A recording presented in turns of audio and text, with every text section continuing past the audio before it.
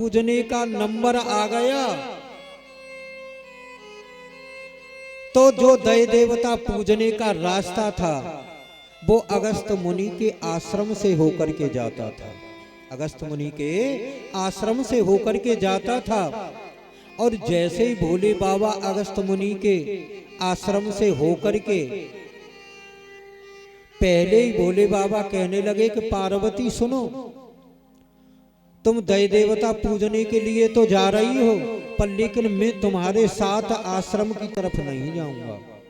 भोले बाबा पहले ही वहां से किनारा कर गए, क्योंकि अगस्त मुनि रास्ते में मिलेंगे और वो कहेंगे कि महाराज आपकी लगन सगाई विवाह सब कुछ हो गया, पर लेकिन हमको निमंत्रण नहीं दिया था। अब इधर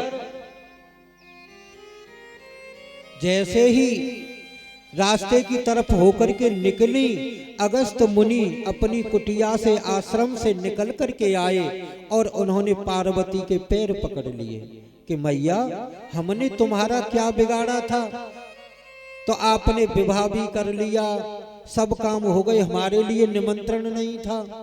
तो उन्होंने कहा कि इसमें हमारी क्या गलती है, तुम सभी देवता जानो, पर लेकिन अब कल परसों मावस आ रही है, कल परसों मावस आ रही है, मैं मावस के लिए आपको निमंत्रण देते हूँ, आप मावस के दिन भोजन कर लेना। अब दय देवताओं का पूजन किया, दय देवताओं का पूजन करके अपने घर आ गई। अब तो फिर विष्णु भगवान उनके घर आ गए। विष्णु भगवान ने कहा कि पार्वती तुम भोजन का तो निमंत्रण दे आई हो, पर लेकिन जब आप भोजन कराने के लिए बैठे तो हमारा आह्वान मत करना, हमको मत बुलाना। तो पार्वती ने मना कर दिया कि महाराज मैं आपको नहीं बुलाऊंगी, न आपका आह्वान करूंगी। जब ऐसा कह दिया, अब जैसे ही मावस का दिन आया तो इन्होंने रिद्धि सिद्धियों का आह्वान किया, रिद्धि सिद्धियों का आह्वान किया। तो उन्होंने माल के गोदाम भरवा दिए, माल के गोदाम भरवा दिए। और जब जैसे ही अगस्त मुनि भोजन करने के लिए बैठे तो गोदाम के गोदाम झां हो गए, गोदाम के गोदाम झां हो गए। फिर भोले बाबा ने विष्णु भगवान का आह्वान किया कि प्रभु आइए और हमारी रक्षा कीजिए। जब ये अगस्त मुनि जी भोजन कर रहे थे, इन्होंने देखा कि ये विष्णु आ रहा है। अब इन्होंने विचार किया कि न तो जाने माँ खान दई, जाने न तो माँ खान दई और न जो खान न्यू देगो, जो न्यू न खान देगो। अब तो जो पास समय तो विष्णु भगवान बैठ गए, पास समय दो पूड़ी बची, दो पूड़ी बची और विष्णु भगवान के परस दिया। और जब विष्णु भगवान उन दोनों पूड़ियों को खा करके हाथ धो लिए। और देखिए ये भी बात सत्य है, जहाँ संतों की पंगत होती है ना, संतों की पंगत होती है और जो एक मता हो गए तो सबको हाथ धो लेना चाहिए। और आजकल ये बड़ी विडंबना है कि बुजुर्ग तो खाते रहते हैं और नौजवान जल्दी खा करके जूता मोजा पहने और चल दिए, लेकिन संतों की पंगत में ऐसा नहीं होता है, सभी एक मता होते हैं।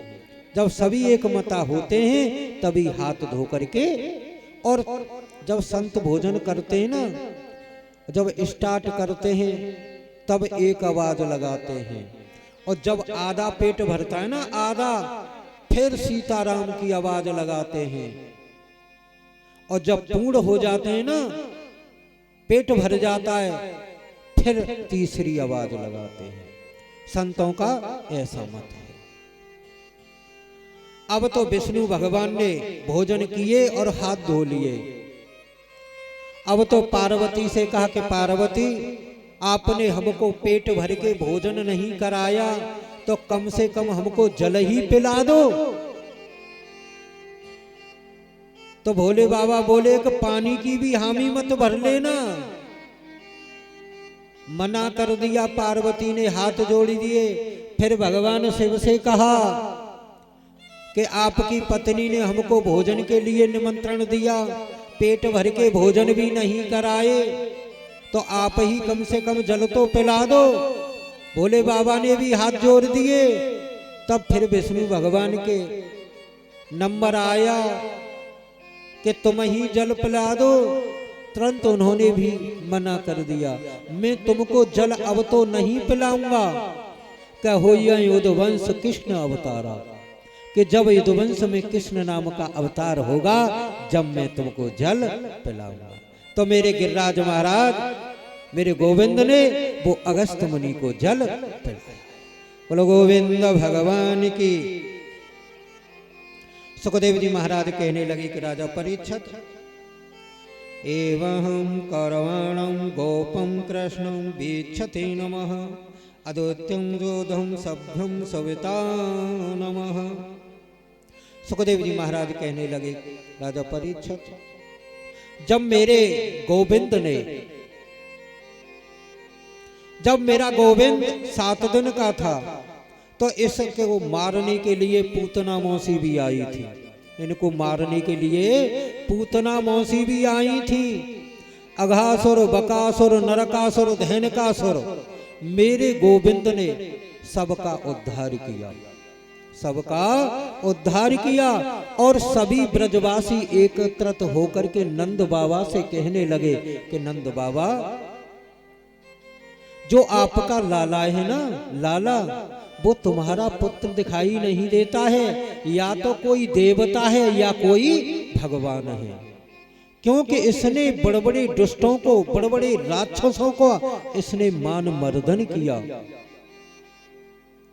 हमको तो ये मालूम पड़ता है कि ये तुम्हारा लाला है ना, ये परमात्मा, क्योंकि तुम्हारे लाला ने छोटी सी उम्र में न जाने कितने कितने राक्षसों का वध किया। और कहने लगे, यो संगोपं सुते सम्रेह एवानो मुक्तं दरेतं नमः। नंद बाबा ने कहा, अरे ब्रजवासियों, आप जो मेरे लाला के बारे में सोच रहे हो, वो भगवान है, वो देवता है। मेरा कुछ नहीं देवता है न भगवान है, वो मेरा लाला है, वो मेरा लाला है। आपने इस बात को कैसे कह दिया? अब ब्रजवासी कहने लगे कि देखिए लाला, नंद बाबा, तुम्हारे लाला ने एक जब छोटा था और जब घुटनों के बल चलता था, घुटनों के बल चलता था, तो एक काकी के घर में घुस गया था, एक काकी के घर में घुस गया था और काकी से कहने लगा कि तू मुझको माखन खिला दे, तू मुझको माखन खिला दे। काकी ने कहा कि बेटा मैं तुझको माखन नहीं खिलाऊंगी, तू बहुत बड़ा नटखट है। तो एक दिन तेरे पुत्र ने इस बात को कहा था कि आज काकी तेरे घर में डकैती डालूंगा, मैं तेरे घर डकैती डालूंगा। तो अपनी ग्वाल मंडली को अपने साथ लेकर के उस काकी के घर में गया था। तेरे लाला का मैंने इतना बड़ा करसमा देखा। फिर आगे क्या हुआ सुनिए। काकी के बेटा की नई शादी होकर के आई थी। काकी के बेटा की नई शादी होकर के आई थी और बेटा की बहू से काकी इस बात को कह करके गई थी कि बहू तू सावधान रहना, जो यशोदा को लाला है ना, यशोदा को लाला, वो बहुत बड़ा नटखट है, चोरी करने के लिए आता है, माखन मिश्री खाता है। कहीं ऐसा न हो कि इन सभी माट मटकियों को फोड़ जाए, माखन मिश्री खा ले, बहुत बड़ा नटखट है। कि माताजी चिंता मत करो, मैं सावधान रहूंगी। अब काकी तो काका के पास में खेत में चली गई और काकी ने कहा कि भीतर से कुंडी लगाए ले। अब बहू ने भीतर से कुंडी लगाए ली। एक दिन कन्हैया बा काकी के घर में पहुंच गो।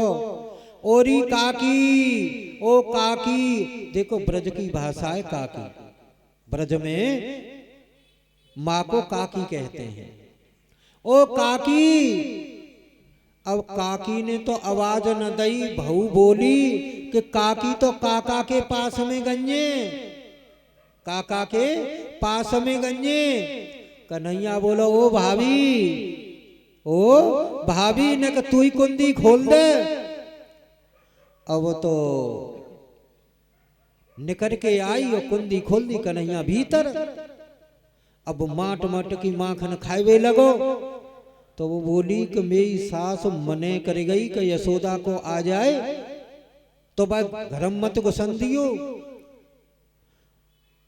अब्बा ने कहा करो तुरंत कन्हैया को हाथ बांध दो, हाथ बांध दो। तो कन्हैया बोलोगे भाभी सुने, तुम्हें बांधवे को सहूर ना है, तुम्हें बांधवे को सहूर ना है। तब कबो तेने खूंटा फांस दई है, खूंटा फांस, खूंटा फांस तो जानते होंगे कि खूंटा फांस दई है। भाभी बोली कि खूंटा फांस तो ना ही दई, खूंटा फांस ना दई तो ऐसा करे तू दोनों हाथन ने न्यू कर ले, दोनों हाथन ने न्यू कर ले। अब्बा ने कर ले कि देखे एक लपेटा दूसरो लपेटा और बा में निकाल के मट्ठी लगाए के तुरंत खींच दई और बा खम्मते बांध के अपने घर आएगा। अब बाकी सासो आई, ओरी बहू चौपट्टा के बार परी, ओरी बहू कि माता जी यहाँ बनी परी हूं कि मैं तो तोते पहली मना करी। अरे मैं का करूं, वो आएगो भाई रूप है देख के मैं ऐसी है कि मैं कछु कह न सकी। तो भगवान ने ब्रज में रह करके अनेकों अनेक लीलाएं की, एक ते एक विचित्र लीला की थी मेरे गोविंद ने। सभी ब्रजवासी एकत्रित होकर के नंद बाबा से कहने लगे कि नंद बाबा मुझे तो तुम्हारा लाला कोई देवता या भगवान मालूम पड़ता है, इसने ब्रज में रह करके अनेकों अनेक लीलाएं की। तो सभी देवता एकत्रित होकर के इस गाय के पास में गए और गाय से, जिसका नाम सुरभि गाय था, जिसका नाम सुरभि गाय थी, वो स्वर्गलोक से आई और मेरे गोविंद का अभिषेक कर दिया। जब गोविंद का अभिषेक कर दिया और ये इंद्र हाथ जोड़ करके आया और अपने अभिमान को त्याग करके और गोविंद के सामने सिर झुका करके खड़ा हो गया और कहने लगा, हे गोविंद, हे माधव, हे नारायण, जो मेरा मद था और जो घमंड था अब वो इसका चूर चूर हो गया। अब देखिए, किसी विद्वान ने कहा है कि दो भाट थे, दो भाट थे और दोनों भाट बाजार जाने लगे। तो रास्ते में बहुत बड़ी जोर से आंधी और तूफान आया, आंधी और तूफान आया। एक तो पूर्व की दिशा के लिए चला गया और एक उत्तर की दिशा के लिए चला गया। एक गया तो वो बाहर निकल गया, जो पूर्व की दिशा में गया था, और जो उत्तर की दिशा में गया था तो एक कुआं के पास में जाकर के कुआं में गिर पड़ा और उसके ऊपर अंधकूप के ऊपर एक वृक्ष खड़ा था, वृक्ष खड़ा था। उस वृक्ष की जो जड़ थी ना, जड़, उस जड़ को पकड़ कर लटक गया, जड़ को पकड़ करके लटक गया। अब जड़ को लटका हुआ है। और जब जैसे ही उसने नीचे की तरफ दृष्टि डाली तो नीचे काले मुख का सर्प है, काले मुख का सर्प है। और जो जड़ है ना, जड़, उसको कारे और भूरे रंग के दो चूहा उस जड़ को काट रहे हैं, जड़ को काट रहे हैं। अब वो जड़ थी ना, अब हवा जोर से चल रही थी तो वो हिलने डुलने लगी। अब उसने विचार किया अब मैं क्या करूं। और जो उसके ऊपर मधुमक्खियों का पिंड रखा था, मधुमक्खियों का पिंड रखा था, और जब हवा चल रही थी और जब टहनियां उसमें छुभने लगी तो उस छत्ता से मध गिरने लगा, छत्ता से मध गिरने लगा। और उसका मुंह ऊपर को था। अब वो मध उसके मुंह में आने लगा। जब मध उसके मुंह में आने लगा, अब उसको इस बात का पता ही नहीं चला कि मेरे ऊपर काल की प्रवाह है, मुझको काल डस लेगा। तो यह सुखदेव जी महाराज से राजा परीक्षित ने प्रश्न किया कि गुरुदेव, कि वो कारे भूरे रंग के दो चूहा थे वो कौन थे? कारे भूरे रंग के जो चूहा थे वो क्या थे? तो सुखदेव जी महाराज कहने लगे, बेटा परीक्षित, जो वो कारे भूरे रंग के चूहा थे तो वो दिन और रात थे, दिन और रात थे। और वो जड़ थी आयु, जड़ थी आयु। और जो मधुमक्खियों का पिंड था ना, मधुमक्खियों का पिंड था वो परिवार था, वो परिवार था। इंसान उस परिवार में ऐसा मदमस्त अंधा हो जाता है, उस मधु में अंधा हो जाता है। उसको क्या पता है कि मेरे ऊपर काल की प्रवाह है और मेरे गोविंद को भूल जाता है। और जो गोविंद को भूल जाता है तो गोविंद उसको भूल जाते हैं। और गोविंद ने कहा भी है, और गोस्वामी जी नवदा भक्त में भी कहा है कि प्रथम भक्त संतन कर संगा, दूसरी रत्मम कथा प्रसंगा। कथा वार्ता सुननी चाहिए, पर लेकिन जब ही ज्ञान प्राप्त होगा हमको, हम सत्संग में जाएंगे। तो बिन सत्संग विवेक न होई, राम कृपा बिन सुलभ न सोई। बिना सत्संग के हमको ज्ञान की प्राप्ति नहीं होगी। देखिए, जब भक्ति का और ज्ञान का, भक्ति का और ज्ञान का जब हम विवाह कराएंगे और जो उन दोनों के संयोग से संतान उत्पन्न होगी वो क्या होगा? यानी विवेक। दोनों के संयोग से उत्पन्न होगा वो विवेक होगा। और जब हमको विवेक होगा तो हमारा कल्याण हो जाएगा। जब तक हम सत्संग नहीं करेंगे तब तक हमारा कल्याण नहीं होगा। अब तो सत्संग का हो तो है, अब तो लटसंग हो तो है। वही नारद जी वाली बात है कि नार में माला जयमाला में डालते हो और जब विश्व मोहनी को ब्याह में संगम गद्य। मेरी प्रशंसा हो, जितने भी सत्संग हो रहे ना, और जगत गुरु शंकराचार्य ने कहा भी है कि महाराज संसार में न जाने कितनी कथा भागवत यज्ञ हो रहे हैं, पर लेकिन जीव के ऊपर कोई प्रभाव नहीं पड़ रहा है। तब उन्होंने कहा है कि जीव के ऊपर तो इसलिए प्रभाव नहीं पड़ रहा है, जो कहने वाला वक्ता है ना, कहने वाला है, वो एक लोभवश कथा कह रहा है, वो एक लोभवश कथा कह रहा है कि अपना काम बनता भाड़ में जाए जनता, कि मेरा काम बन जाए।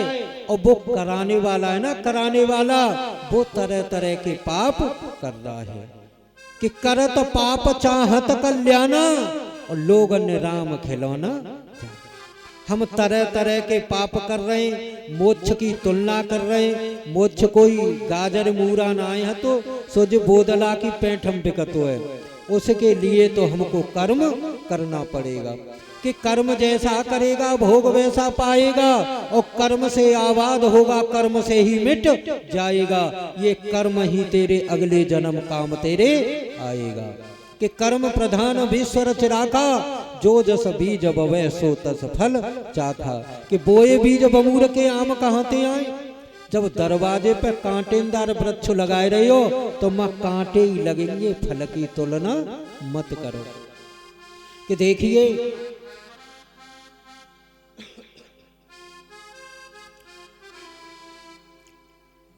कि एक भक्त था और अपने गुरु के आश्रम पर विद्या अध्ययन करने के लिए जाता था।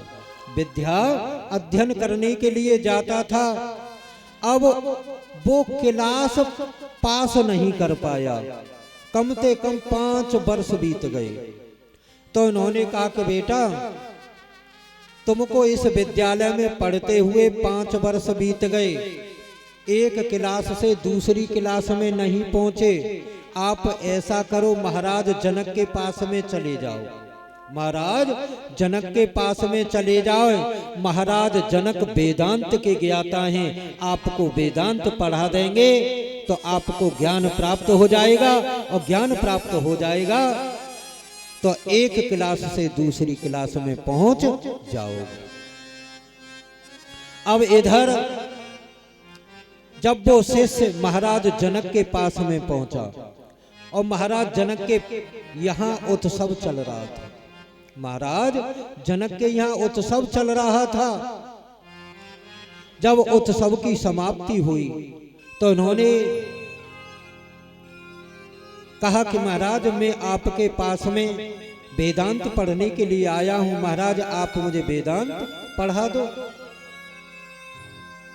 तो इन्होंने कहा कि बेटा सुनिए, मैं तुमको वेदांत तो पढ़ाऊंगा, तुम्हारे गुरु ने तुमको मेरे पास में भेजा है। तो पहली बात तो यह है, देखिए मेरे राज्य के अंदर एक गुफा है, मेरे राज्य के अंदर एक गुफा है, और उस गुफा के अंदर भगवान शिव का भव्य मंदिर बना हुआ है। उस भव्य मंदिर के दर्शन करके तुमको मुझको उसका वर्णन सुनाना पड़ेगा। उस मंदिर का कैसा वर्णन है, पर लेकिन मेरी एक शर्त है, जब तुम गुफा के अंदर प्रवेश करोगे तो प्रकाश को लेकर के जाओगे, प्रकाश को लेकर के जाओगे, क्योंकि गुफा के अंदर अंधकार है, गुफा के अंदर अंधकार है।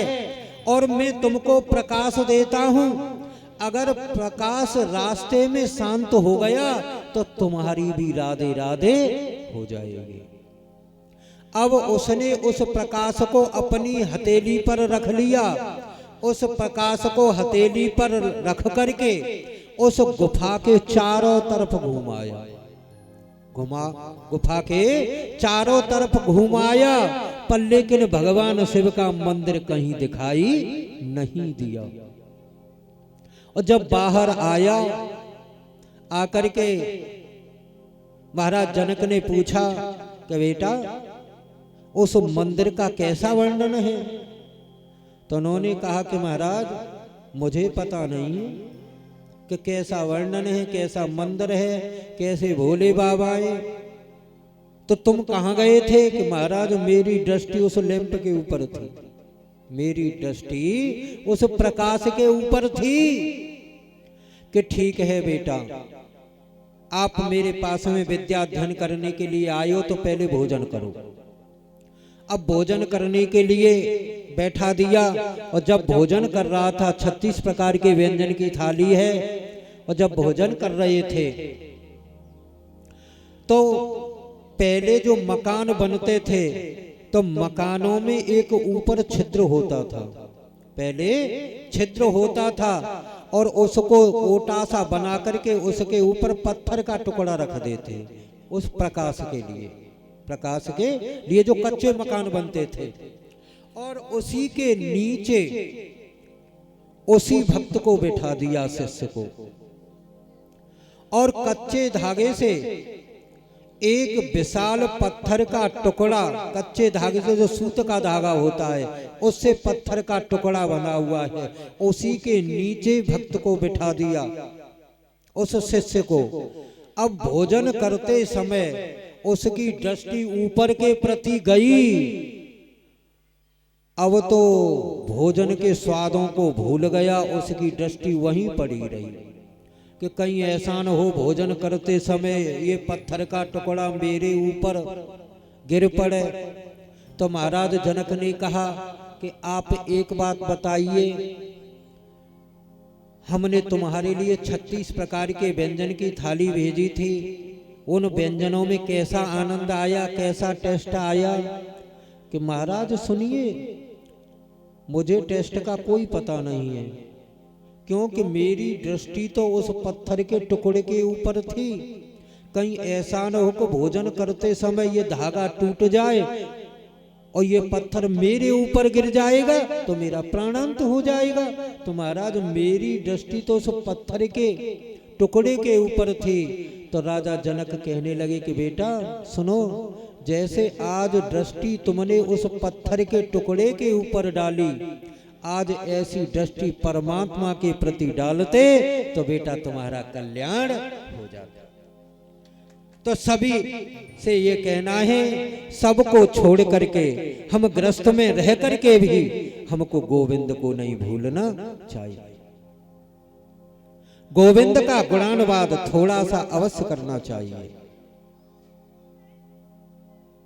देखिए काऊ भक्त ने जो बात कही, मैंने बादना कौन से दिन आई बात है कि चेला चेली न को खंडन करो, चेला चेली न को खंडन करो कि स्त्री के लिए गुरु नहीं बताया, स्त्री के लिए गुरु नहीं बताया। तो किसी ने कहा कि जो पंडित तो पागल है वो है। अब देखो तुम्हें व्यवहार को प्रमाण दे रहा हूं, अब तक तो शास्त्र को दयो। स्त्री के देखिए चाहे पंडित हो चाहे संत हो, तो कहीं बाहर में हम कथा कहने के लिए जाते हैं तो माता बहनी कहते हैं, माता बहनी बनते चौधरी साहब, माता बहनी बनते हैं और माता बहन के सामने पे पान्ने लंबे कर देते हैं, कलियो जिन्ने छुआ इन्ने छुआ, और खुद की माँ बहने आ जाए तो छुपा सकते हैं? बताओ ना छुपा सकते। तो जो सारी लगाते हैं सरेज लगाते हैं, को लगाते हैं, ऐसा नहीं होना चाहिए। सुनिए प्रमाण दे रहा हूं। फिर जालंधर की पत्नी थी बिंदा, जालंधर की पत्नी थी बिंदा, और बिंदा ने अपने पति को देवताओं से युद्ध करने के लिए भेज दिया, देवताओं से युद्ध करने के लिए भेज दिया और तिलक कर दिया।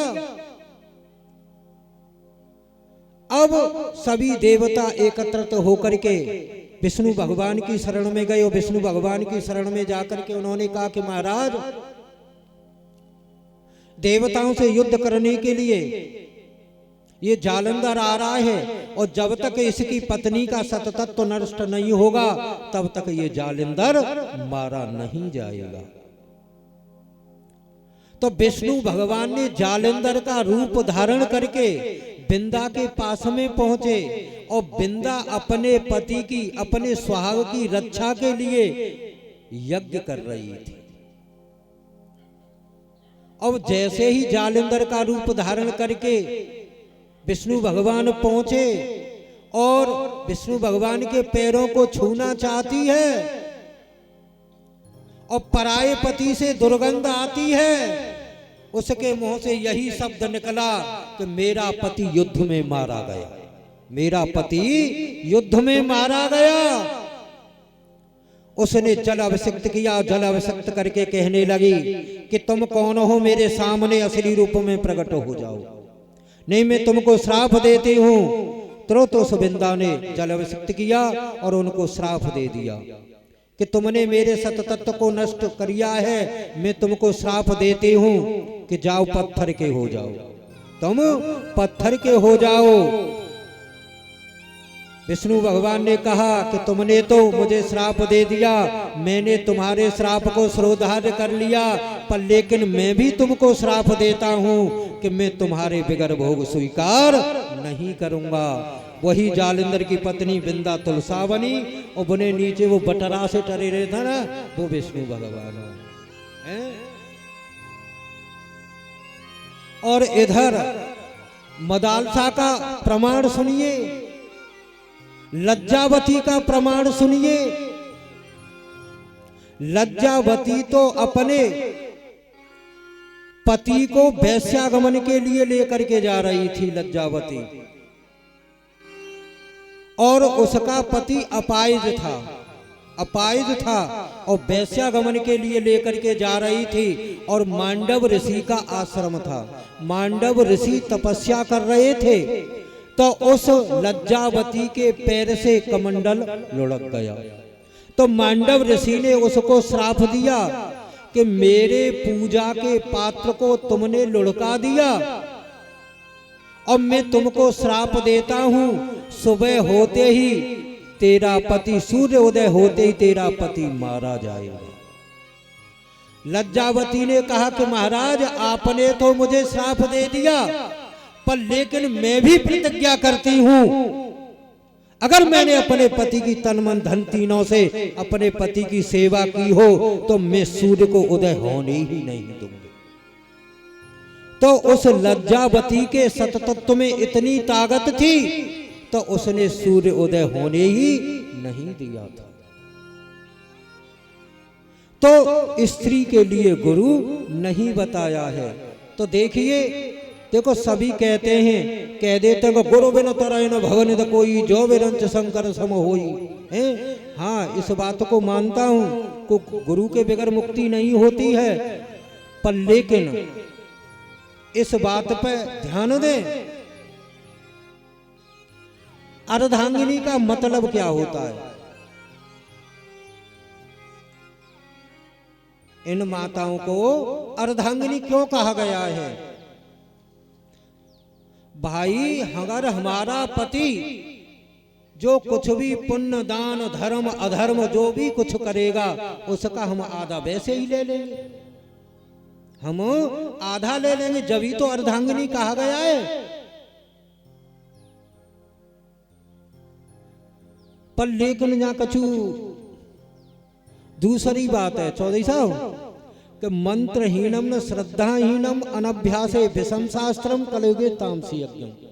आज के जो आचार्य हैं वो तो मंत्र से हीन हैं, और जजमानो हैं वो श्रद्धा से हीन हैं। अनभ्यासे विषम शास्त्रम, और बिना अभ्यास किया हुआ शास्त्र वो विष के समान है। कलयुगे तामसी यज्ञम, ये कलयुग में तामसी यज्ञ है। तो हमारी दो ही नीति है नातेदार, चाणक्य नीति और विदुर नीति। दो ही नीति, तीसरी नीति तो ना हते। तो अपनी नीति में चाणक्य ने साफ कहा है कि राजा स्वदेशे पूजते, विद्वान सर्वत्र पूजते, जलम भ्रमणते, नारी भ्रमणत्तो वनस्पति। कि राजा की अपने राज्य में पूजा होती है, राजा की अपने राज्य में पूजा होती है, और विद्वान की संसार में पूजा होती है। और जलम भ्रमणते, जल एक स्थान से दूसरे स्थान पर बहेगा तो स्वच्छ और पवित्र बना रहेगा, और एक स्थान पर एकत्रित रहेगा तो एक दिन उसकी कीचड़ बन जाएगी। नारी भ्रमणत्तो वनस्पति, नारी घर में रहेगी तब तक पवित्र रहेगी, और भ्रमण पे आ गई तो उसका विनाश हो गया। और गोस्वामी जी ने 4 प्रकार की पतिव्रता बताई हैं, 4 प्रकार की पतिव्रता बताइए। भैया का वो बुरी लगे तो कह दूं, कह दूं? बोलो गोविंद भगवान की। का उत्तम के अस बसमन माही, और सपने आन पुरुष लगनाही। उत्तम प्रकार की पतिव्रता वो हैं कि पराये पति को सपने में भी नहीं देखते हैं। कि मध्यम परपत देखें कैसे, भ्राता पिता पुत्र निज जैसे। देखते भी हैं तो अपने से बड़ा है तो पिता के रूप में, अपने बराबर का है तो भाई के रूप में, अपने से छोटा है तो पुत्र के रूप में देखते हैं। और तीसरी प्रकार की वो है कि धर्म विचार समझ कुल रही, धर्म विचार समझ कुल रही, सो निकष्ट त्रिय श्रुत असकाहीं। धर्म को विचार करके चौखट को नहीं लांघती हैं, वो तीसरी प्रकार की हैं। और चौथी प्रकार की पतिव्रता, ये तो पतिव्रता हैं कि बिन अवसर बहते रहे जोई, बिन अवसर बहते रहे जोई, और जाने अधम नार जग सोई। जे तो पतिव्रतन की व्याख्या करिए और अनुसुईया ने सीता जी पतिव्रत धर्म को उपदेश दयो है, पतिव्रत धर्म को उपदेश दयो है। और सप्लीमेंट्री न की व्याख्या कर दी है कि परपत संग रत जो करही, रौरव नरक कल्प सत परही। यहां तक लिख दिया कि जहां जहां जाए जन्म सत कोटि, और विधवा होए पाम तरना, कि वो जहां जहां जाएंगी जन्म लेंगी और बालापन में विधवा हो जाएंगी। यहां तक लिखा है गोस्वामी जी ने कि अंध बधिर क्रोधी जड़हीना, अंध बधिर क्रोधी जड़हीना, और ऐसे पति कर किए अपमाना, ऐसे पति का अपमान करती हैं, नार पाम जमपुर दुख नाना। वो जहां जहां जाएंगी वो बालापन में विधवा हो जाएंगी। अब डोकरा 80 साल को, डोकरिया 90 साल की, तो एक न एक तो मरेगा भैया। बुनाए जो बालापन की बात है, जो बालापन में विधवा हो जाते हैं। शास्त्र कभी झूठे नहीं हैं, हम और आप झूठे हैं। इंसान कहता है कि हम सब कुछ कर रहे हैं, पर लेकिन परमात्मा से कुछ नहीं छिपा है। जीव जीव को धोखा दे सकता है, पर लेकिन परमात्मा को धोखा नहीं दे सकता है। देखिए, एक भक्त था, एक भक्त था, और संतों के आश्रम पर जाते थे। जो भक्त संतों के आश्रम पर जाते थे, तो आश्रम पर एक संत जी आ गए, बूढ़े थे। तो भक्त ने कहा कि महाराज आप ऐसा करो, आप मेरे घर भोजन कर लेना। संत जी कहने लगे कि ठीक है बेटा, चाहे आश्रम करवाओ चाहे अपने घर करवाओ। अब तो वो भक्त अपने घर वो संत ले गो। अब बाकी घरवाई बोली कि जे और वो वाल ले आया। तो बानी के देखे बड़े बूढ़े महात्मा नहीं है जिनके लिए खीर पूरी बनाए दे, नहीं है खीर पूरी। तो बानी मेथी को साग रान दो, बाजरा टिक्कर डाल दे, बाजरा के टिक्कर डाल दे। अब थोड़ी समय बाद तुरंत बाको भैया आएगो, बाको भैया आएगो, भैया आएगो तो कढ़ैया में घी, शर्मा जी कढ़ैया में घी दे दो। अब खीर पूरी चकाचक बन गई। अब वो बोली कि जाओ जा थाली में भैया दिया। बानी की संतरो त्यो भैया संग संग भोजन कर लेंगे के मेरी भैया की औकात को जे बाबा जी, जाओ बाजरा टिक्कर की थाली आवाज दे आओ बाबा। तो पहले जो मकान बनते तो ओटा हो, तो ओटा तो ओटा में एक मोखा हो, तो छोटा सा मोखा एक ईंट निकाल लेते। तो बाने कहा करो भक्त ने जो बाजरा टिक्कर की थाली हथ गई वो तो सारे के धद्दई, और खीर पूरी की थाली हथ गई वो संतय दे दे। अब्बा मोखा में ते भाई घरवाई देख रही सो बोली, अरे तेने न्याते कटवाए दई न्याते। अब तो वो बोलो न्याते कट गई है पर माते नाय कटी, न्याते कट जाए पर भैया माते न कटनी चाहिए। बोलो गोविंद भगवान की। बोलो बांके बिहारी लाल की जय। सांवली सूरत पे मोहन दिल दीवाना हो गया। सावली सूरत पे मोहन दिल दीवाना हो गया। सावली सूरत पे मोहन दिल दीवाना हो गया। सावली सूरत पे मोहन दिल दीवाना हो गया। किस किस का दिल दीवाना हुआ है? हाथ उठा के बताओ जरा। कन्हैया से कौन कौन प्यार करते हैं? हाथ उठा के बताओ। अरे शर्माने की जरूरत नहीं है इसमें।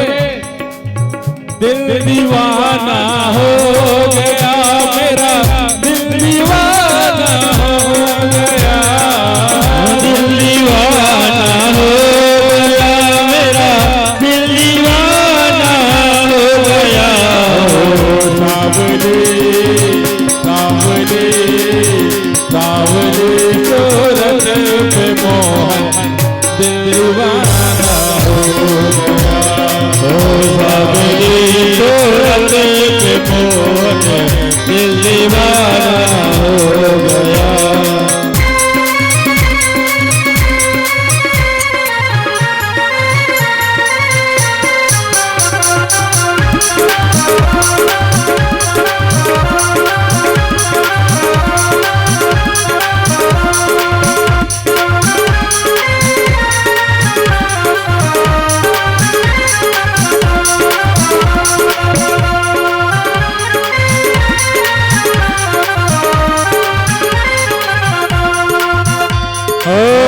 एक तो तेरे नैन तेरे दूसरा काजल लगा। एक तो तेरे नैन तेरे दूसरा काजल लगा। एक तो तेरे नैन तेरे दूसरा काजल लगा। एक तो तेरे नैन तेरे दूसरा काजल लगा। तीसरा तीसरा तीसरा नजरे मिला दिल दीवाना हो गया। हो सावली सूरत पे मोहन दिल दीवाना हो गया।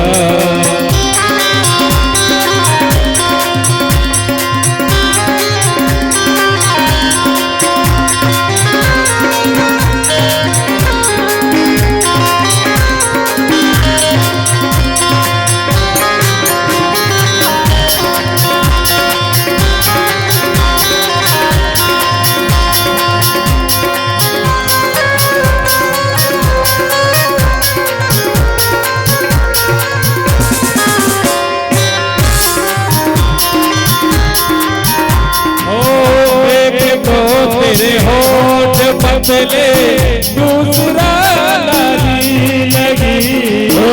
एक तो तेरे होठ पतले दूसरा लाली लगी। एक तो तेरे होठ पतले दूसरा लाली लगी। एक तो तेरे होठ पतले दूसरा लाली लगी। तीसरा तीसरा तीसरा तेरा मुस्कुराना दिल दीवाना हो गया। सावली सूरत पे मोहन दिल दीवाना हो गया। दिल दीवाना हो गया मेरा, दिल दीवाना हो गया। दिल दीवाना हो गया तेरा, दिल दीवाना हो गया।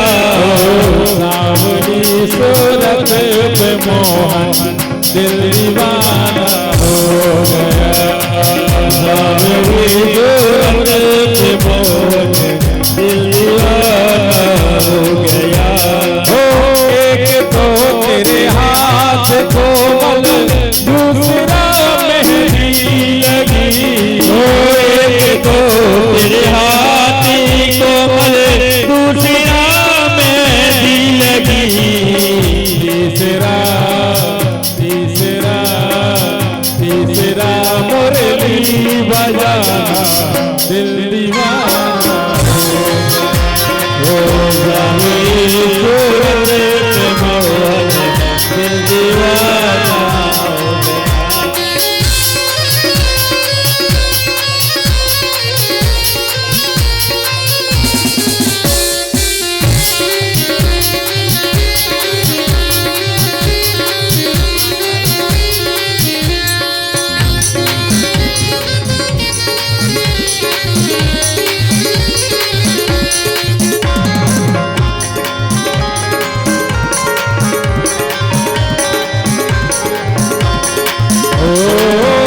एक तो तेरे पाँव नाजुक दूसरा पायल बंधी, एक तो तेरे पाँव नाजुक दूसरा पायल बंधी, एक तो तेरे पाँव नाजुक दूसरा पायल बंधी, एक तो तेरे पाँव नाजुक दूसरा पायल बंधी, तीसरा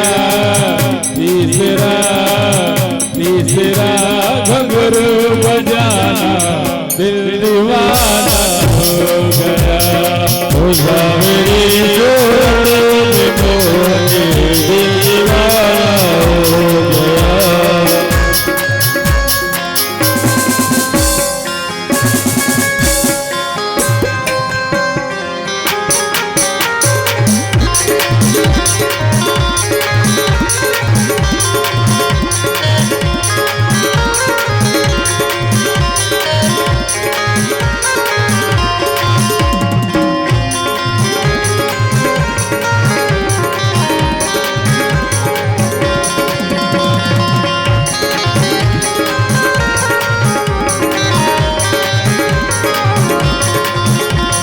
ओ एक तो तेरे भोग 56 दूसरा माखन धरा, एक तो तेरे भोग 56 दूसरा माखन धरा, एक तो तेरे भोग 56 दूसरा माखन धरा, एक तो तेरे भोग 56 दूसरा माखन धरा,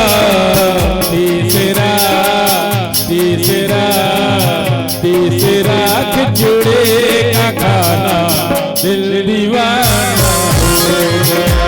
ओ सावरी सूरत के मोहन दिल दीवाना हो गया।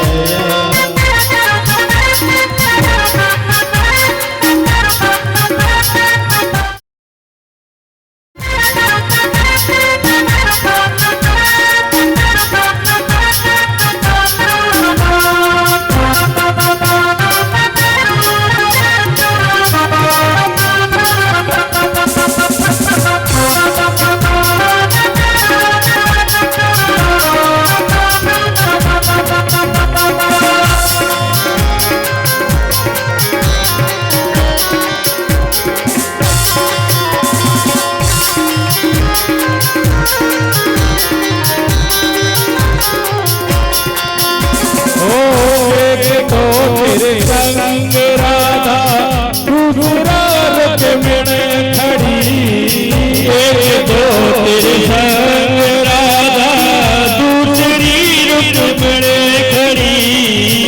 जय जय श्री राधे। अरे हाथ उठे आधे, हाथ उठा के ताली बजाते रहो, मात्र 2 दिन की बात है।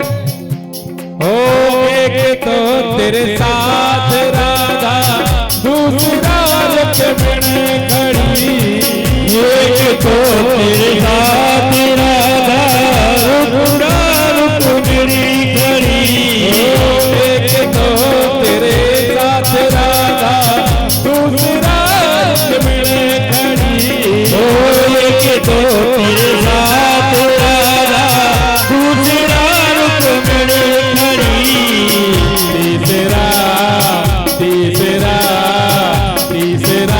मीरा का दिल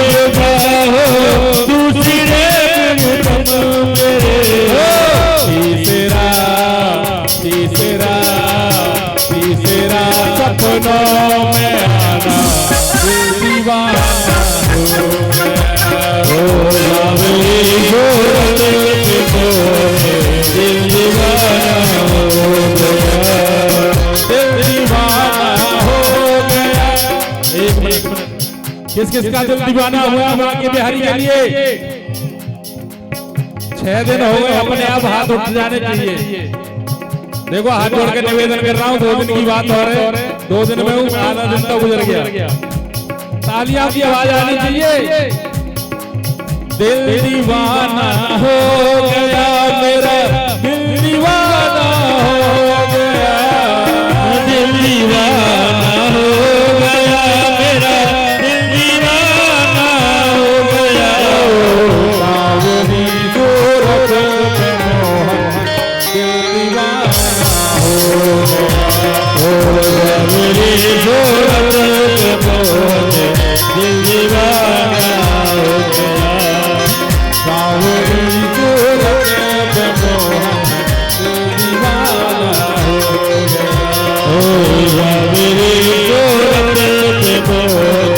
दिल दीवाना हो गया, दिल दीवाना हो गया, दिल दीवाना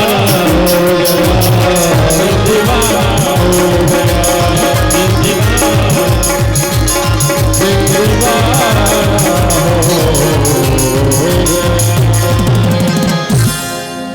बोलो बांके बिहारी लाल की, राधा रानी सरकार की जय, जय श्री राधे।